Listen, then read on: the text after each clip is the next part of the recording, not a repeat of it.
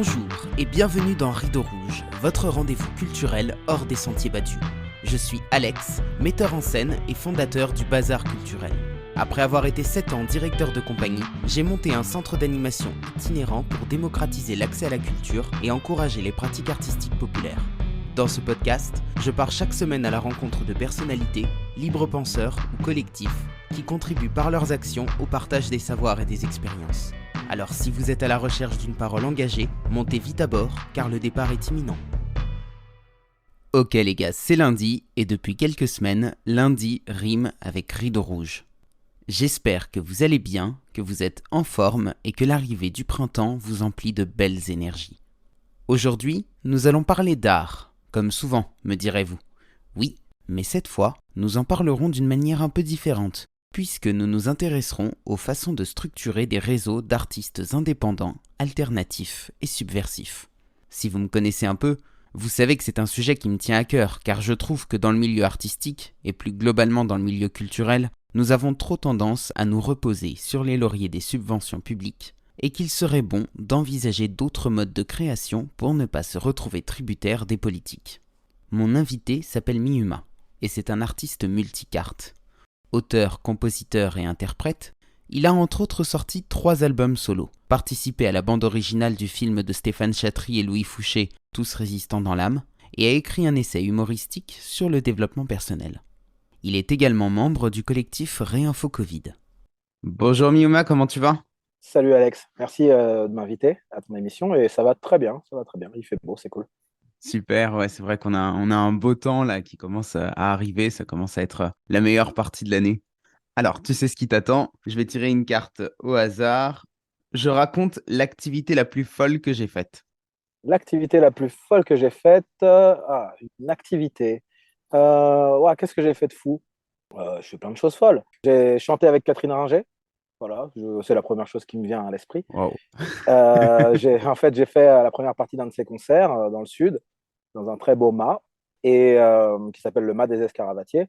Et donc j'ai fait sa première partie, on s'était déjà vu, et on avait des musiciens qu'on connaît en commun. Et à la fin du concert, à la fin de son concert, on s'est retrouvés à l'intérieur de la maison et il y avait un vieux piano désaccordé. Et je me suis mis dessus et elle est arrivée, on a chanté ensemble.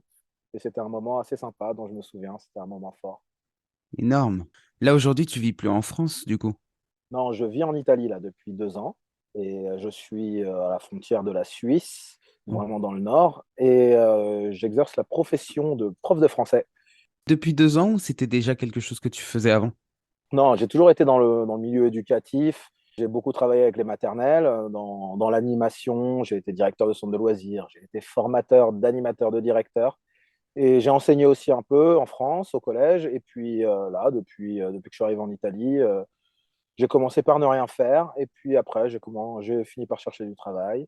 Et voilà, donc là, j'essaye d'enseigner le français aux jeunes Italiens. Comment ça t'est venu cette idée de partir à l'étranger? C'était un projet que tu avais déjà depuis quelque temps? Non, non, non, en fait, c'est que tout simplement, mon épouse est italienne et donc on vivait en France. Et puis, quand notre fille est née, on s'est dit qu'on allait prendre l'air plus proche de la nature et sortir de la ville parce qu'on était à Lyon. Et voilà, sortir un peu de la ville et puis faire grandir la petite au milieu des vaches, des chevaux et de la nature. Donc, c'est beaucoup plus agréable au niveau du cadre de vie. Ouais, tu m'étonnes. Artistiquement, c'est quoi ton parcours, du coup? À la base, je viens du rap. Donc, j'ai commencé dans le rap il y a ça, un peu plus de 20 ans. Et j'ai commencé à faire pas mal de concerts, etc. Et puis, je me suis diversifié. Quand j'ai appris à jouer des instruments, j'ai voulu un petit peu faire grandir mon art. Et voilà, je me suis rapidement dirigé vers une musique un peu plus analogique avec des instruments qui se rapprochent un peu plus de la chanson française, de la chanson à texte. Et voilà, sinon, j'ai aussi écrit un petit bouquin sur le bien-être et créé aussi une pièce de théâtre avec des amis il y a 5 ans. Et voilà, donc aujourd'hui, je suis toujours musicien, chanteur. Et voilà, donc je crois que c'est à peu près tout. Et là, je reviens sur un quatrième album là, que je suis en train de terminer, qui sera un retour aux sources parce que pour le coup, ce sera mon premier album de rap, vraiment avec de la musique rap et qui sera un peu plus dans l'humeur du moment. Parce que si tu veux, pour moi, le rap, à la base, c'est une musique je dirais pas contestataire, mais quand même. Et je pense qu'aujourd'hui, l'époque s'y prête. Donc, je me suis dit que j'allais revenir sur un style un peu plus offensif. Du coup, tu as jamais travaillé, enfin, je mets les pieds dans le plat hein, volontairement, t'as jamais travaillé comme artiste professionnel ou t'as jamais eu cette envie? T'as toujours eu une activité professionnelle en plus de ton activité artistique? Non, pas toujours, pas toujours. Après, on va dire, je travaille surtout selon les besoins pécuniaires. Si j'ai pas besoin de travailler, je fais que de l'artistique. Donc, j'arrive à toucher un petit peu d'argent, mais pas de quoi non plus vivre régulièrement tous les mois. Donc, je travaille au lance-pierre. Enfin, je me lance tout seul, quoi. Mais je te pose cette question parce que c'est aussi une réflexion que je me suis faite assez tôt dans mon parcours, de me dire que pour avoir un art qui soit véritablement libre, il fallait avoir une activité rémunératrice à côté qui permette de ne pas être contraint en fait par le marché pour pouvoir produire son art et de pouvoir tenir un propos qui soit complètement libre. Donc je t'avoue que ce type de démarche-là m'intéresse aussi pas mal. Comment ça t'est venu, toi? Enfin, je vais poser la question autrement. Est-ce que tu as eu à un moment envie d'avoir un parcours un peu plus classique? Tu vois ce que je veux dire avec des réseaux de production, etc. Au niveau de l'artistique, tu veux dire? Ouais. Bah, en fait, je suis assez structuré parce qu'autour de moi, j'ai une belle équipe qui travaille pour tout ce qui concerne l'administratif, les droits d'auteur, et ce qui me permet de me concentrer uniquement sur l'artistique. Donc, on est structuré. L'objectif, la volonté, c'est quand même de ne faire que ça, mais de façon totalement libre et indépendante, ce qui est le plus difficile. Et ce qui, pour l'instant, me contraint à travailler, on va dire, de façon un peu plus professionnelle, même si travailler dans l'éducation et oui, dans le monde de l'enfance, en fait, bah, c'est quelque chose qui me plaît. Donc, c'est pas non plus, je vais pas à l'usine, quoi. C'est quoi être un artiste indépendant pour toi? Bah, c'est tout simplement faire ce qu'on aime, être crédible. Quand je dis crédible, c'est dans le sens où bah, déjà croire en soi. Puis, bah, quand on croit en soi, je pense que les autres y croient aussi. Et c'est surtout faire ce qu'on veut au moment où on le veut, avec des contraintes, parce que un travail artistique est toujours un travail avec des contraintes. Si j'ai besoin d'un bassiste, par exemple, bah, je vais devoir chercher un bassiste, je vais le payer ou pas, je vais devoir aller enregistrer à telle heure, faut pas que je sois en retard. Donc il y a quand même des contraintes. Mais je pense que dans la production artistique, l'idée, c'est la liberté totale. Après, moi, j'ai aussi, je peux avoir justement dans mon équipe des personnes qui me disent là, c'est comme ceci, là, c'est comme cela, des personnes qui peuvent donner leur avis et des avis qui me servent. Ça peut être aussi des proches. Mais malgré tout, le pivot de tout ça reste la liberté totale. C'est-à-dire que je suis libre de changer d'avis, je suis libre d'être d'accord avec ce que tu dis, je suis libre de ne pas être d'accord. Mais au bout du compte, faire quelque chose qui ressemble à ce que j'ai imaginé. Après, voilà, après au fil du vent des rencontres, ça se modifie un peu, mais il faut que la liberté, l'inspiration reste. Et c'est valable même pour quelqu'un qui n'écrit pas. Comment est-ce que toi tu produis ta musique, du coup, concrètement? Alors, dans la production, il y a deux volets. Il y a le volet financier et il y a le volet artistique. Donc, je travaille de plus en plus seul, dans le sens où dans mon équipe, il y a aussi des coproducteurs, c'est-à-dire des personnes qui peuvent mettre de l'argent pour, je ne sais pas, enregistrer en studio ou tourner un clip ou quelque chose comme ça.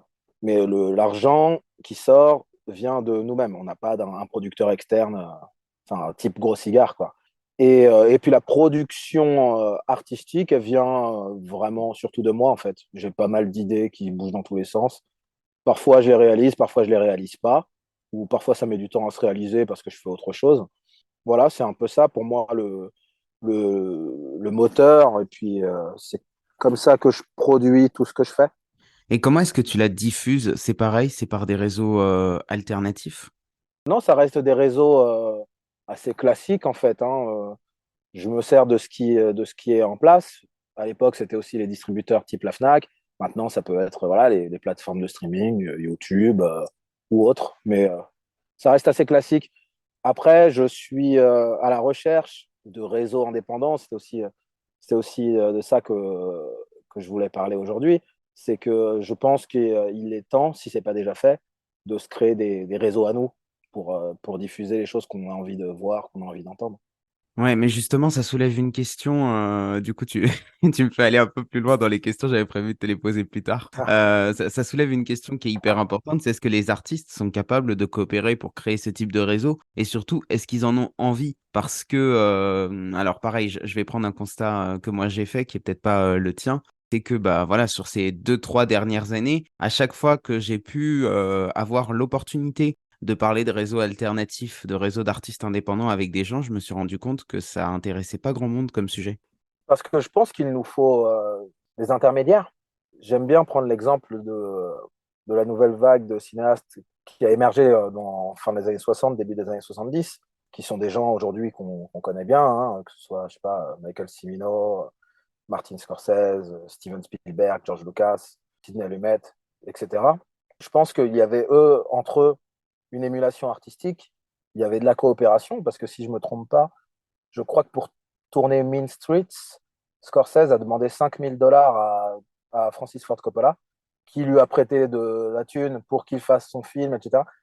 Mais je pense malgré tout qu'il faut des producteurs, j'aurais encore utilisé cette image, mais il nous faut des gros cigares, des personnes qui soient à même de propulser l'artiste plus haut. Et quand je dis plus haut, je ne parle pas forcément d'un niveau à la Star Wars, hein, mais je parle justement pour être visible, pour être vu, pour être écouté, apprécié ou pas. Je pense qu'on a besoin de personnes qui soient dans notre état d'esprit, mais qui aient des salles de spectacle, qui aussi puissent peut-être des fois mettre de l'argent directement, parce que moi, j'ai pas de problème avec ça, j'ai pas forcément de problème avec l'argent. Pour moi, l'argent, enfin, je fais une petite digression, mais l'argent, c'est un petit peu comme l'amour. C'est-à-dire que si c'est bien utilisé, ça va. Sinon, ça peut être destructeur.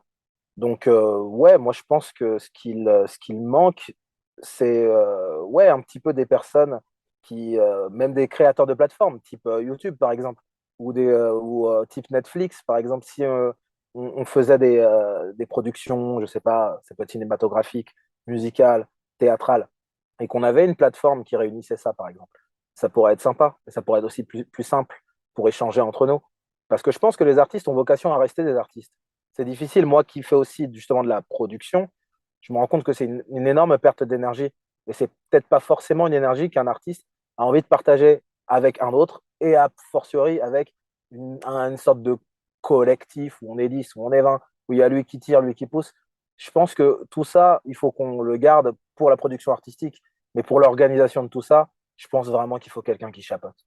Ouais, donc toi, tu envisages les choses en fait un peu sous forme de ouais, d'artistes associés qui pourraient contribuer pécuniairement aux œuvres les uns des autres de manière à créer un réseau à la fois qui s'autofinance et en même temps qui soit complètement libre.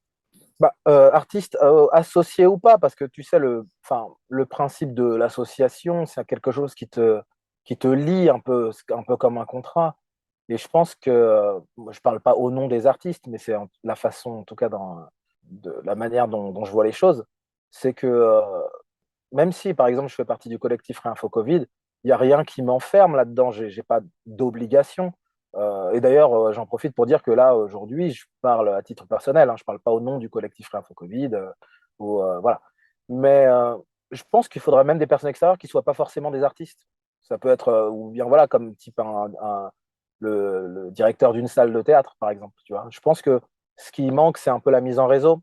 Alors, les artistes, après, peuvent aller et venir, mais voilà, le fait de s'associer entre artistes, bah, ça nous enferme un peu quelque part, parce que du coup, ça nous rend aussi un peu responsables de la production de l'autre. Je sais pas si on est artistes ensemble et que toi, tu fais un truc naze ou un truc, je sais pas, qui est pas du tout dans mon état d'esprit, j'ai pas envie de me sentir responsable ou d'avoir à me justifier même envers moi-même. Ah ouais, mais je suis pote avec lui, le problème. Non, on peut faire des choses ensemble, comme on peut faire des choses séparément ou qui n'ont rien à voir. Mais je pense qu'il faut un intermédiaire, quelqu'un qui puisse t'accueillir toi et m'accueillir moi. Peu importe que toi tu votes à droite et moi je vote à gauche, on s'en fout. Je vois ce que tu veux dire, mais du coup, ça réduit encore plus le champ des possibles dans le sens où, bah voilà, déjà des artistes qui ont ce souhait d'être indépendants, il n'y en a pas tant que ça.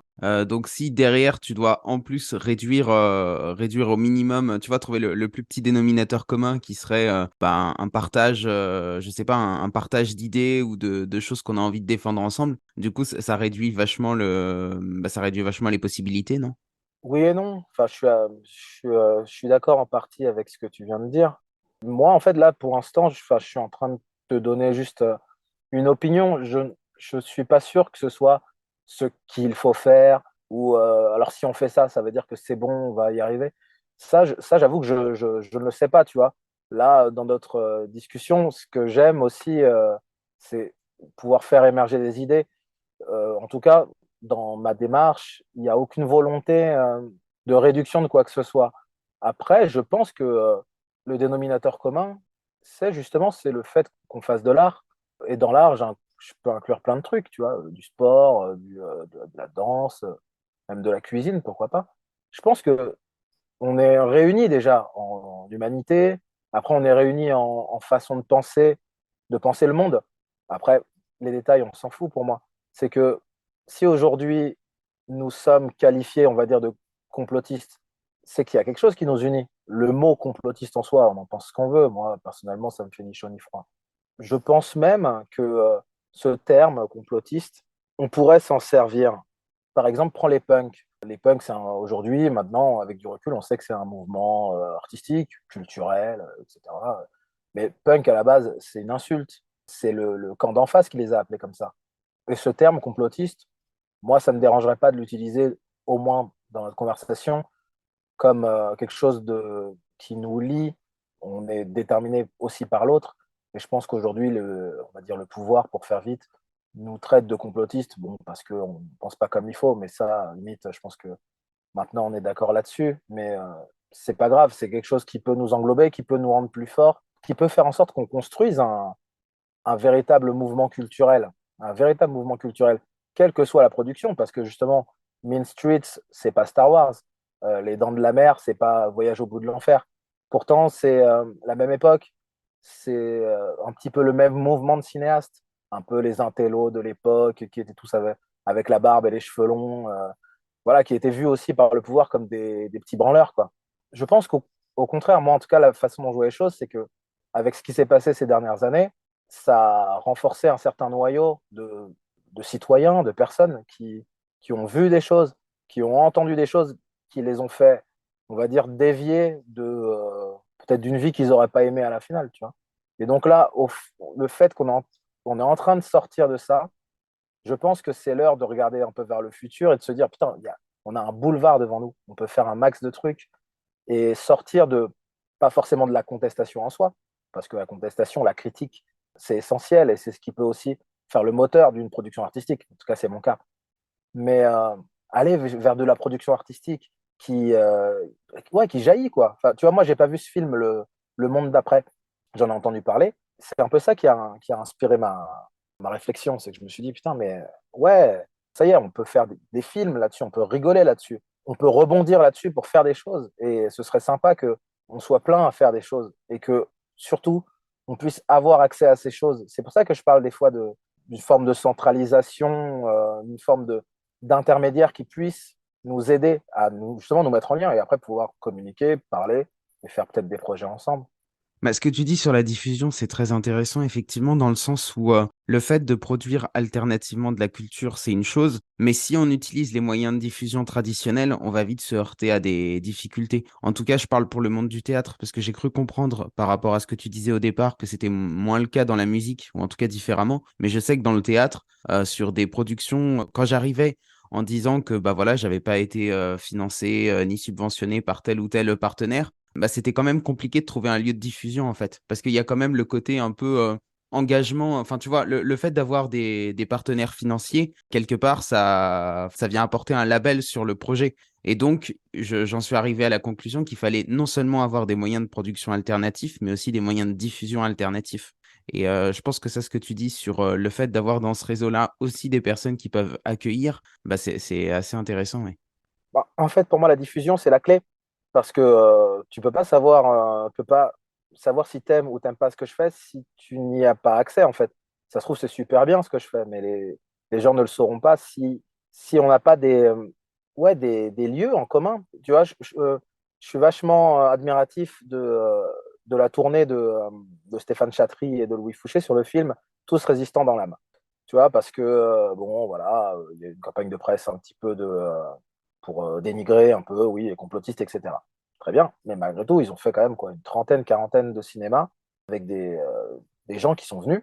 Et du coup, ce que je me dis, c'est que au-delà de ce qu'on pense de ce film, s'il y a des gens qui sont venus à tel cinéma pour aller voir Tous résistants dans l'âme, si ce même cinéma est rassuré par le public qui est venu, il a vu qu'il y avait du monde, parce que finalement, on est nombreux, et on serait tous super motivés pour aller au cinéma voir un film comme Tous résistants dans l'âme ou un autre film qui nous parle culturellement. Et si ce directeur de cinéma se dit, putain, la semaine prochaine, allez, je diffuse Alex, et les gens viennent quand même. Après, je diffuse Miyuma, et les gens viennent quand même. Du coup, on renverse le rapport de force. Et on a besoin d'avoir des personnes comme ce directeur de cinéma qui seraient mis en confiance par les productions artistiques de ce mouvement qui vient. Parce qu'ils se diraient, putain, mais en fait, mes salles, elles sont pleines toutes les semaines. Moi, j'ai un petit théâtre de 100 places, bah, il y a du monde qui vient. J'ai un petit cinoche, voilà. Et du coup, les gens seraient moins réticents pour diffuser ce genre de film. Et du coup, je pense que ça pourrait faire tâche d'huile. Ouais, c'est hyper intéressant et je pense que ça peut aller, on peut aller plus loin, tu vois, en imaginant la même chose du point de vue du public. Parce que là, l'exemple que tu as pris, quelque part, il est facile, même si, bon, voilà. Mais je veux dire, Louis Fouché, mine de rien, il est quand même très médiatisé, les gens le suivent. Donc remplir une salle en projetant du Louis Fouché, c'est, enfin voilà, moi je trouve ça quand même assez simple aujourd'hui.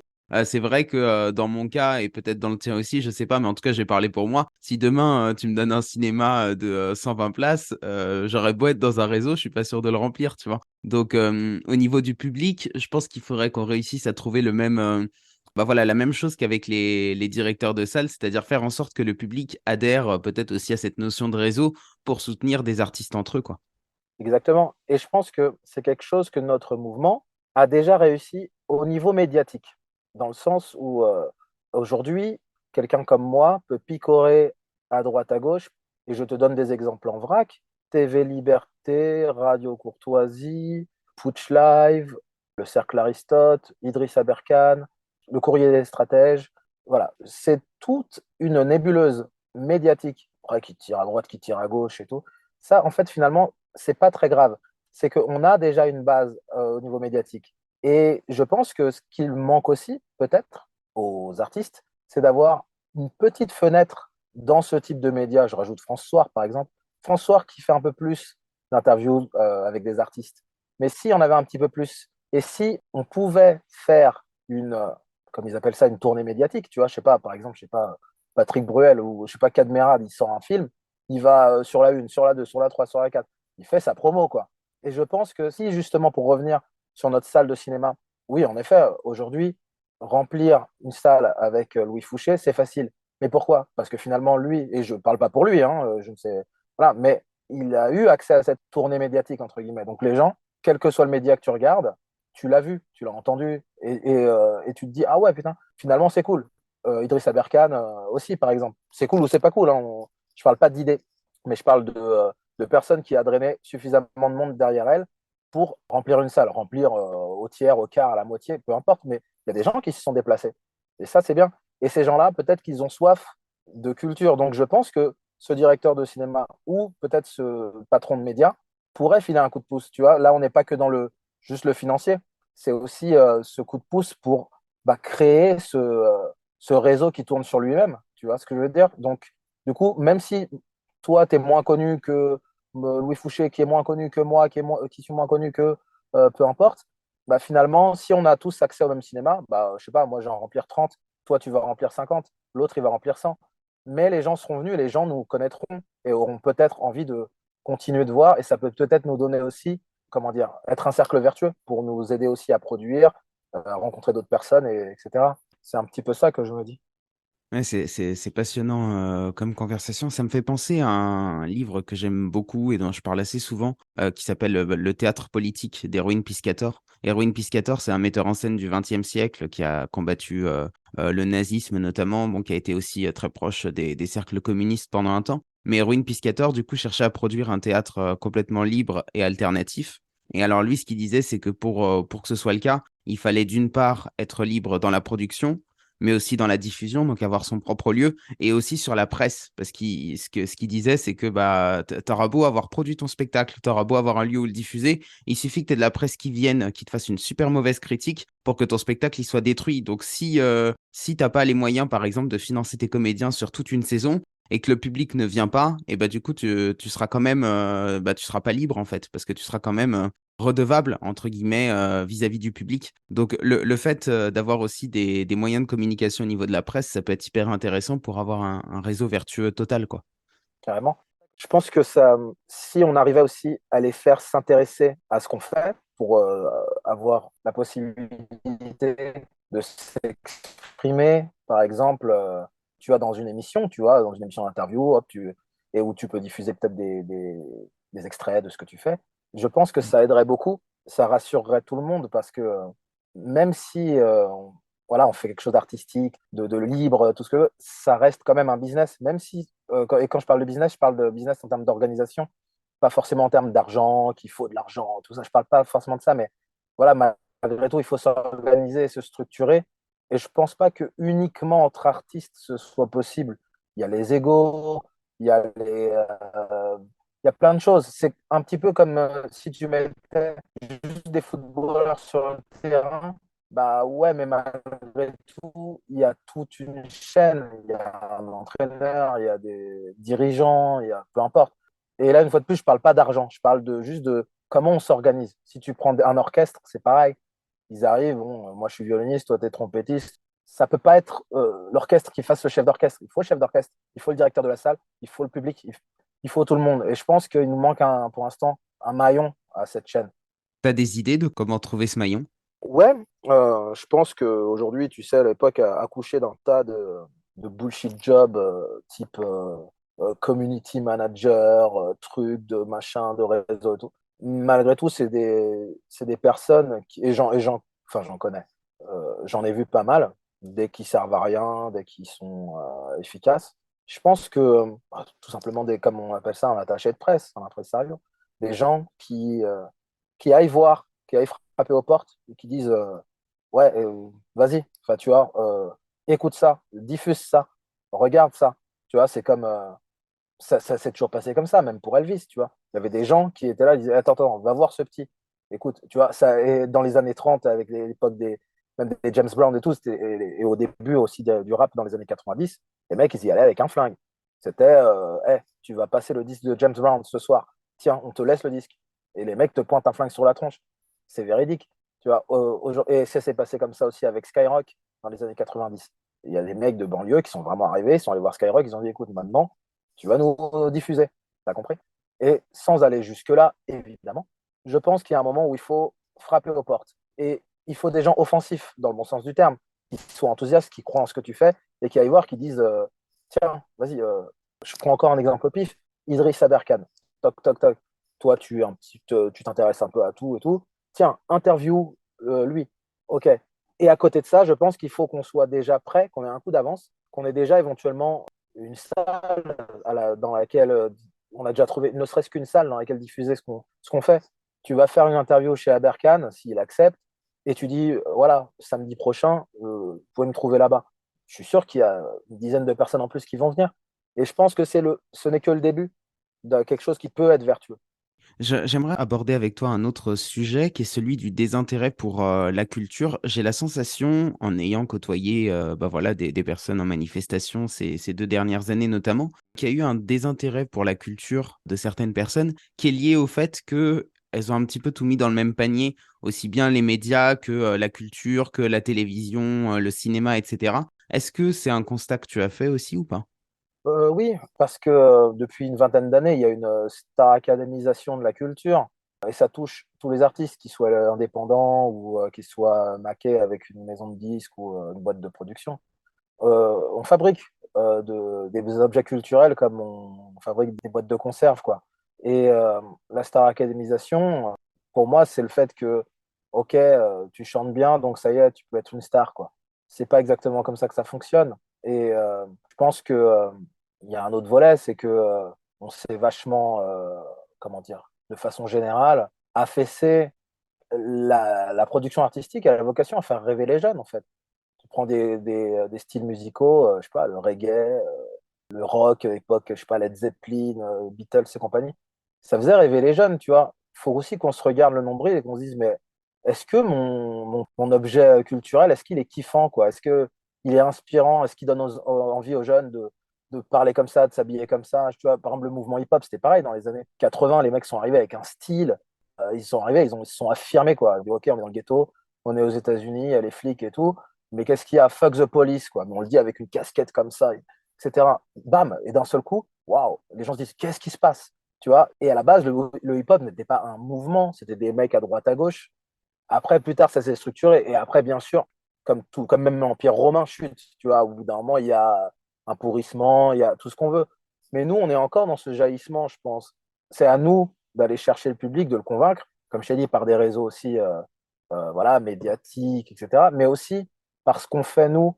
Et je pense que à un moment, si tu diffuses ton disque, tu parles de ta pièce de théâtre et qu'il y a quelqu'un qui y jette un œil, il faut aussi que ce soit kiffant, original et que ce soit frais et pétillant, comme, comme nous en ce moment, quand on sort du Covid. En fait, on peut être un peu rincé d'une certaine façon, mais au contraire, on est frais et pétillant, quoi. On a plein de choses à faire. Et je pense que dans nos productions artistiques, il faut qu'on soit beaucoup plus audacieux, parce que si on veut ressembler aux films français aujourd'hui, avec des pseudo-drames, des trucs bidons qui font chier tout le monde, je pense qu'on ne s'en sortira pas. Il faut qu'on aille au-delà de ça, parce qu'on est au final vachement en avance, nous, je pense. En avance sur quoi? En avance sur le fait qu'on ait compris qu'on a un boulevard devant nous. Comme je te disais, il y a plein de choses pour moi, qui manquent encore. Mais je pense que artistiquement, on a compris pas mal de choses, parce que humainement, on a compris pas mal de choses sur le système qui nous entoure.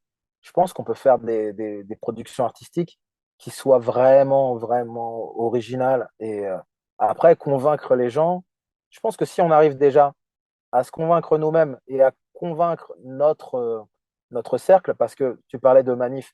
Dans la manif, il y a un peu de tout, il y a toutes les générations, tous les âges, etc. C'est vrai qu'une production artistique n'a pas toujours vocation à plaire de 7 à 77 ans, tu vois, des musiques qui sont un peu plus pour les jeunes, des films, des livres qui sont peut-être un peu plus pour un public âgé, etc. Il y a des niches à chaque fois. Et je pense que parler de l'artistique en général avec une personne lambda comme ça, je ne sais pas si ça peut déboucher à quelque chose d'intéressant. Par contre, si tu glisses ton disque dans les oreilles de la personne, là, tout de suite, ça lui parle directement.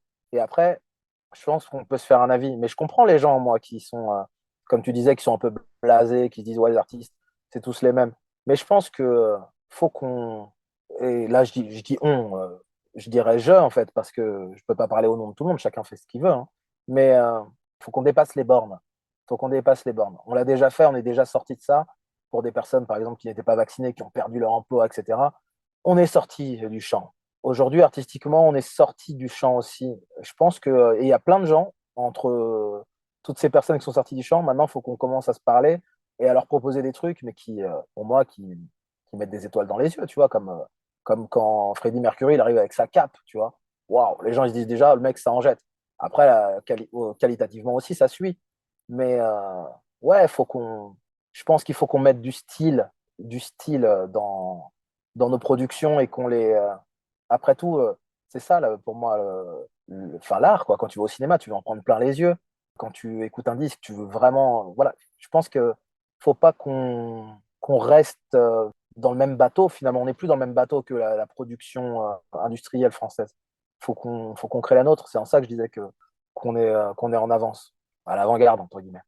Ouais, mais je reprends ma question de tout à l'heure. Du coup, est-ce qu'on est assez nombreux pour pouvoir se structurer et pour pouvoir monter une production d'avant-garde? Est-ce qu'il y aurait assez d'artistes indépendants? Ah, ouais, parce que moi je dirais qu'un seul suffit. Tu sais, j'aime bien cette image-là du poisson qui est dans l'eau et qui draine une onde derrière lui. Et l'onde elle est de plus en plus grande, elle est en forme de triangle, entre guillemets. Je pense que le fait d'être à l'avant-garde va inspirer les gens. Je ne sais pas si sur la ligne de départ, on a besoin d'être 15 000. Je pense que sur la ligne de départ, il en faut un qui parte, un autre qui suive, et d'autres qui s'agglutinent, d'autres qui arrivent au milieu du chemin, d'autres qui attendent sur la ligne d'arrivée.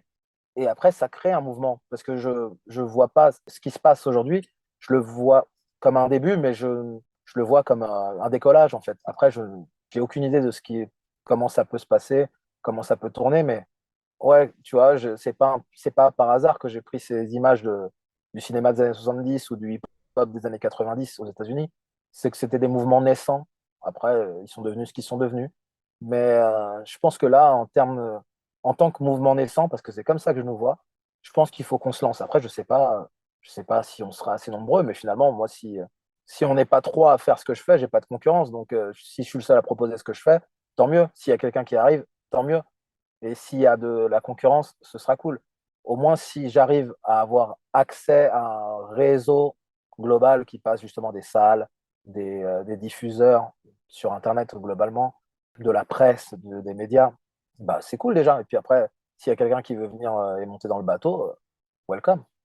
Est-ce qu'il n'y a pas aussi une notion géographique derrière tout ça? Parce que comme on est un petit peu répartis sur différents endroits, ce qui est compliqué aussi, c'est que quand on parle d'art et de culture, on parle avant tout de vivant, de relations humaines, et que bah, la déconnexion, le fait d'échanger en visio ou par téléphone avec des gens qui sont loin, bah, finalement, ça nous contraint aussi bah, sur ce qu'on peut faire ensemble, non? Ouais, je suis tout à fait d'accord. Je pense que c'est super important qu'on se voit. C'est de plus en plus difficile, mais ouais, c'est clair que si on ne se voit pas, si on ne se sent pas, ça n'avancera pas. Et c'est pour ça que je pense qu'on a besoin au moins d'ancrage locaux. Au moins, si par exemple, je sais pas où tu habites, mais tu habites dans la ville A et que tu sais que tu as tel directeur de théâtre qui te diffuse régulièrement à chaque fois que tu sors une pièce, bah c'est cool. Après, le temps que tu fasses ta promo, au début, il y aura 10 personnes, après, il y en aura 20, puis après, il y en aura 30, si ça travaille bien. Mais au moins, déjà, si dans notre bled, dans nos alentours, on arrive à être actif, c'est cool. Et après, ouais, pour moi, voir les choses en grand, entre guillemets, on va dire, de façon en mode tournée, c'est déjà être super, super organisé ou avoir quelqu'un qui te permette voilà, en tout cas, de voyager tout le temps partout. Ça, pour moi, c'est encore une autre étape, mais je pense que si on est déjà actif dans notre coin et que, par exemple, disons que toi, tu es actif dans ton coin et que on va dire que régulièrement, tu sais que tu passes à ce théâtre, et ben moi, si un jour je suis de passage ou si on travaille ensemble, je viens une semaine chez toi et on fait notre truc chez toi ou vice-versa, tu vois. C'est un peu comme ça que je vois les choses à l'heure actuelle, quoi. Avec les vies de famille, avec les trucs, tu vois, c'est quand même c'est toujours un peu délicat d'être totalement libre de ces mouvements. Donc, mais par contre, c'est vrai qu'il faut qu'on se voit. Ouais. L'autre complication aussi pour ce démarrage, bah, dans le cas par exemple d'une production théâtrale, c'est que bah, moi en tant que metteur en scène, le spectacle, je vais pas le créer tout seul. À la limite, je peux l'écrire, etc. Mais derrière, il va falloir des comédiens, il va falloir d'autres gens engagés. Et là-dessus, je ne sais pas comment c'est dans la musique, tu vois, tu disais que tu étais bien entouré, donc peut-être que tu as déjà un cercle qui fonctionne autour de toi. Mais dans le théâtre, c'est vrai que bah, de trouver des comédiens qui ont envie de défendre le même propos que toi, qui soient aussi dans la même optique d'alternative que toi. Enfin, c'est extrêmement compliqué. Donc, en fait, il y a aussi peut-être certains arts qui sont plus complexes à mettre en œuvre que d'autres. Ouais, je pense. Ouais, je pense parce que c'est vrai que maintenant, oui, je commence à avoir un bon réseau de musiciens et un musicien va être moins regardant sur ce que tu fais, c'est-à-dire qu'il joue derrière, tu racontes un peu ce que tu veux, voilà, ça passe quoi. Et, euh, et pour faire de la musique, je n'ai pas toujours besoin de musiciens sous la main, contrairement à une pièce de théâtre, en effet. Est-ce que tu dirais que les artistes sont devenus les nouveaux chiens de garde aujourd'hui? Oui, oui, oui, beaucoup, oui, bien sûr. Ouais, ouais, quand tu vois ce qui s'est passé autour du pass vaccinal, etc. Et puis surtout, aujourd'hui, le pouvoir a mis un petit peu des limitations, des barbelés un petit peu autour de certaines questions. Tu vois, ça peut être question toute bête comme, je sais pas, l'appartenance de la France à l'Union européenne. À la base, c'est une question qu'on peut se poser, quoi. Je sais pas, je vois pas où est le problème, quoi. On est d'accord, on est pour, on est contre. Ils ont mis ces sortes de barbelés électriques, genre si tu commences à sortir de ce débat, attention. Et je pense que les artistes se sont mis dans un certain moule sociétal parce que ils ont eu accès au confort aussi. Ils ont vu que si t'es bien gentil, tu peux être bien gras comme le chien dans la fable de La Fontaine, tu vois. Si tu te mets bien à côté du maître, à côté de la cheminée, bah, tu auras ton bout de viande, quoi. Donc, forcément, si à un moment, le pouvoir implicitement te dit si tu parles de ça, si tu valides ça, si tu es d'accord avec ça, nous, on te diffuse plus, quoi. Eh bah, tu finis par fermer ta bouche et puis oui, tu deviens un nouveau chien de garde, mais comme tant d'autres, hein, c'est le cas pour les journalistes, c'est le cas même pour les sportifs, tu vois. Regarde Tommy Smith et l'autre, j'ai oublié son nom, les mecs qui ont gagné le 100 mètres aux Jeux Olympiques de Mexico en 1968, qui sont arrivés sur le podium avec le gant noir, Black Panthers, bam. Tu vois aujourd'hui un artiste faire ça, c'est compliqué, hein. Et donc, ouais, je pense qu'il y a. Voilà, moi, je veux pas mettre tout le monde dans le même sac. J'ai compris ta question. Mais en tout cas, oui, beaucoup d'artistes aujourd'hui ne vont plus sur certains sujets qui pourraient les mettre à la rue, quoi. Enfin, c'est ce qu'ils pensent. Alors qu'en fait, s'ils le faisaient, je pense qu'ils seraient encore plus respectés, voire respectables. Alors, on approche doucement de la fin de cet entretien. Est-ce qu'avant de conclure, il y a une question que je t'ai pas posée à laquelle tu voudrais répondre, un sujet que tu voudrais aborder? Qu'est-ce qu'il faudrait faire pour les jeunes, peut-être? Eh ben, allez. Qu'est-ce qu'il faudrait faire pour les jeunes? Non, je pense que ouais, faire quelque chose d'artistique, c'est toujours laisser un héritage. Et moi, je suis vachement admiratif de ce de ce qu'ont fait les communistes au sortir de la Deuxième Guerre mondiale. Je précise que je vote pas, hein, donc je suis pas en train de faire l'apologie du communisme, des communistes. Mais par contre, ils avaient des idées.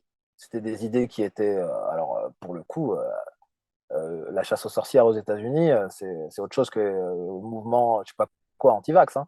Les mecs, c'était vraiment, ils étaient virés du pays, ils étaient chassés, les communistes. Malgré tout, les communistes en France, ils ont créé la fête de l'UMA, ils ont créé le magazine Pif Gadget. Ce que je veux dire par là, c'est que tu as un mouvement politique, parce que c'est un mouvement politique, on en pense ce qu'on pense, on n'aime pas, etc. Ça, je rentre pas là-dedans, mais je vois qu'il a été contesté, chassé, vilipendé. On a fait des guerres, des vraies guerres, contre ce mouvement politique, contre cette pensée. Et malgré tout ça, les mecs, ils ont créé une teuf et ils ont créé un magazine pour les jeunes avec des gadgets en plastoc dedans et tout machin. Voilà. Pour moi, c'est ça qu'il faut faire. Notre mode de pensée, tu vois, je veux reprendre encore cette image, le mode de pensée complotiste aujourd'hui est vilipendé et voilà, on te met à l'écart, tu veux même te faire virer de ton taf et tout. Eh ben, tu sais quoi, il faut créer des choses pour faire kiffer les jeunes, pour que les jeunes se disent, putain, comment lui, il pense là, c'est comme ça que j'ai envie de penser. Et quand je dis penser, c'est pas pour faire la photocopie, hein, mais c'est, voilà, s'affranchir un petit peu de cette décadence ambiante, quoi, quand même. Merde, enfin, on a des yeux, quoi, on a des oreilles. Donc, non, nous, on n'est pas comme ça. Et tiens, je te file une revue, allez, instruis-toi. Il y a une BD dedans avec un chat qui court partout, qui balance des vannes. Bah, tu vois, je pense que il faut qu'on diffuse nos idées aux jeunes, aussi aux autres, hein, bien sûr, mais il faut qu'on arrive à les ferrer, comme on dit. Je ne pêche pas, mais je connais l'expression. Parce que sinon, ils vont finir avec le Coca-Cola et Netflix. Non, moi, je veux pas ça pour mes gosses, quoi. Donc, pour moi, il faut les faire kiffer. Et la fête de l'UMA, c'est une réunion, bah, finalement, où il y a quoi? Des mecs qui font des dédicaces de livres, des artistes qui viennent, des machins. Il y a un concert par-ci, un truc par-là. Voilà. Et une fois de plus, je ne parle pas de l'idéologie communiste. Je parle juste de l'organisation. Je me dis, ça, c'est fort.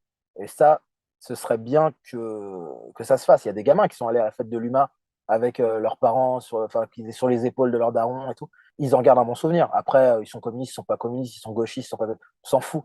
Mais ils sont allés à un truc qui les a fait rêver, quoi, au bout d'un moment. Parce qu'ils ont vu un concert, ils ont vu, il y avait ça, un spectacle de cirque, tu vois. Je pense qu'on peut créer des choses comme ça, des réunions ponctuelles, tu vois, une fois par an, une sorte de festoche, où voilà, il y a des artistes de cirque, il y a des petits ateliers pour les enfants, il y a des mecs qui viennent signer des dédicaces de leurs bouquins, des mecs que tu as peut-être vus sur des médias alternatifs, etc. Ce type de réunion ponctuelle, ça pourrait être sympa. Et aussi voilà, glisser de la propagande pour les jeunes qui va dans le bon sens, qui les aide à rester libres et à se forger leur propre opinion. Voilà, je pense que c'est une des choses qu'il faudrait faire pour les gamins. Un festival des artistes subversifs, ça c'est quelque chose qui me parle pas mal, ça. Mm. Mais alors j'ai une petite objection, tu vas me dire ce que tu en penses. Est-ce qu'il n'y a pas un énorme fossé social qui aujourd'hui qui fait que ce serait impossible? Je vais être plus concret que ça. On est quand même dans une polarisation de la société avec d'une part une classe bourgeoise qui s'enrichit peu à peu, d'un autre côté des personnes qui s'appauvrissent. Et du coup, les jeunes issus plutôt des classes bourgeoises, c'est compliqué de les cibler parce qu'on les voit jamais, tu vois. Donc, ils sortent du collège, ils sortent du lycée, ils rentrent chez eux pour être sur leur tablette. Enfin, je caricature, hein, je sais que c'est pas le cas de tout le monde, mais c'est pour donner une image globale. Donc, ces jeunes-là, on a du mal. Enfin, c'est pas ceux que tu vas croiser dans les bars, par exemple. Et puis à côté de ça, tu as une classe qui est très paupérisée et qui, voilà, qui est très en décalage aussi par rapport à la société et qui du coup n'a pas les codes qui concrètement ne va pas venir à ce genre d'événement. Et donc j'ai l'impression qu'aujourd'hui on manque aussi d'un entre-deux social qui fait qu'en fait il n'y a plus personne à politiser quoi. Le champ des possibles est de plus en plus restreint. Ouais, c'est vrai. Et c'est marrant, tu as dit, il y a plus personne à politiser. On peut le prendre dans les deux sens. Il n'y a plus personne à politiser ou il n'y a plus personne à politiser.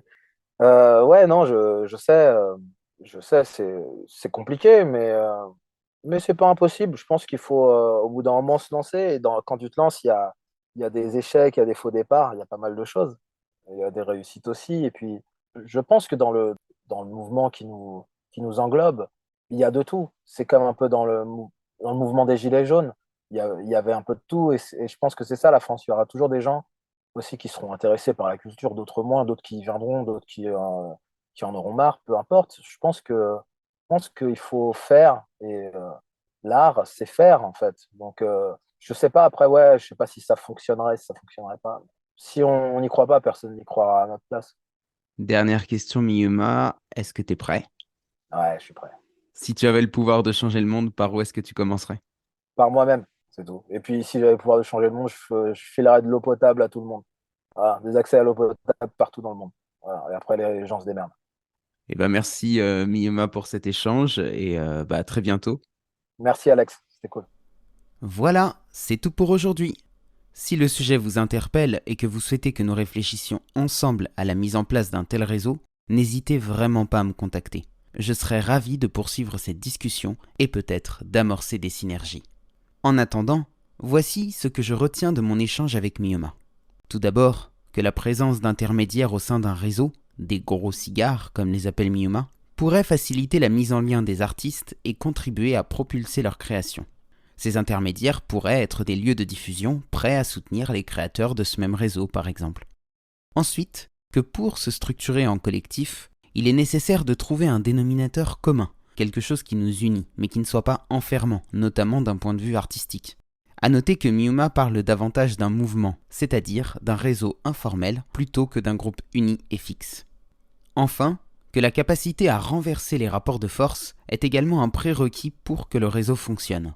Si les artistes du mouvement se montrent solidaires les uns des autres et que les publics se montrent également solidaires, cela permettrait de mettre les lieux de diffusion en confiance et d'apporter du crédit à l'ensemble du réseau. D'ailleurs, je me rends compte que Miyuma a davantage abordé la question de la diffusion que celle de la production. Mais autant il est possible de produire une œuvre avec très peu de fonds, autant il est compliqué de la diffuser sans aucun soutien. Si le podcast vous a plu, n'oubliez pas de lui laisser une note positive et de vous abonner si ce n'est pas déjà fait. Et pour celles et ceux qui veulent suivre le travail de Miyuma, je vous mets tous les liens dans la description.